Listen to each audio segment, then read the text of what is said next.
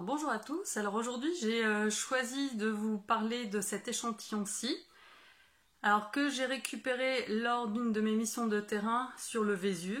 Le Vésuve est un des volcans les plus célèbres sur la planète parce qu'il a donné lieu dans l'éruption qui a détruit les villes de Pompéi et d'Herculanum, des sites archéologiques actuellement, mais qui ont été ensevelis en l'an 79 de notre ère par des ponces, comme cet échantillon-là, et par aussi des écoulements pyroclastiques. Alors, pourquoi cette éruption est importante?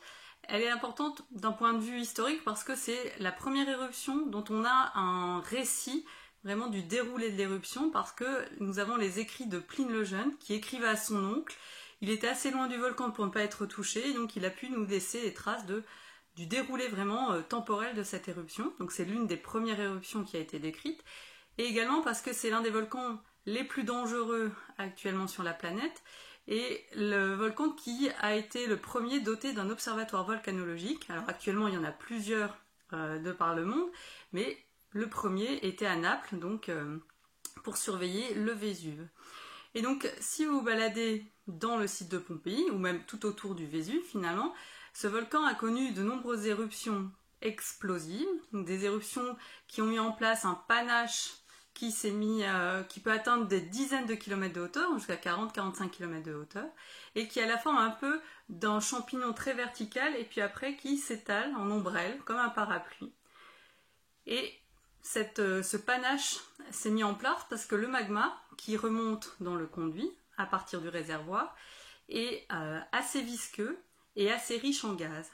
Et la combinaison de ces deux paramètres, celle de la viscosité, alors la viscosité qui est liée à la chimie du magma, parce que le magma est très riche en silice, et cette richesse en silice fait que le magma est très polymérisé, très visqueux, et donc il va se comporter un peu comme un solide finalement. Et donc il va s'opposer au devenir des gaz qui, lors de la remontée des magmas, les gaz eux vont vouloir s'expanser. Ils sont d'abord présents sous forme dissoute dans le réservoir, mais ils forment des bulles. Alors des bulles qu'on peut encore voir dans cet échantillon-ci. Et cet échantillon, en fait, c'est le résultat de la remontée de ce magma riche en gaz, riche en bulles de gaz, qui, lorsqu'il va arriver proche de la surface, va être en surpression parce que les gaz vont vouloir s'expanser. Et le magma, lui, va contrecarrer cette volonté d'expansion.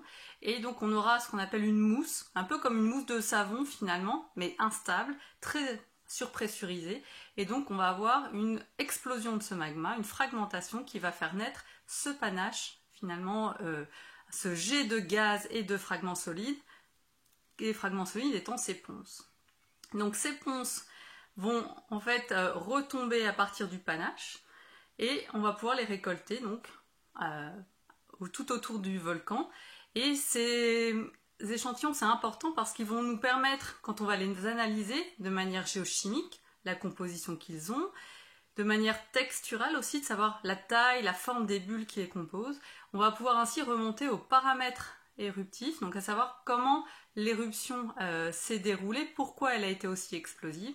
Et donc au fur et à mesure que notre connaissance avance finalement sur ce type d'éruption pour un volcan donné, donc si on répète ce travail sur les différentes éruptions du Vésuve, on va pouvoir mieux connaître ce volcan, mieux connaître comment le magma se comporte lors de la remontée dans le conduit, et donc comme ça avoir plus d'informations en cas d'une crise éruptive, et donc améliorer finalement notre gestion des risques volcaniques dans une région donnée.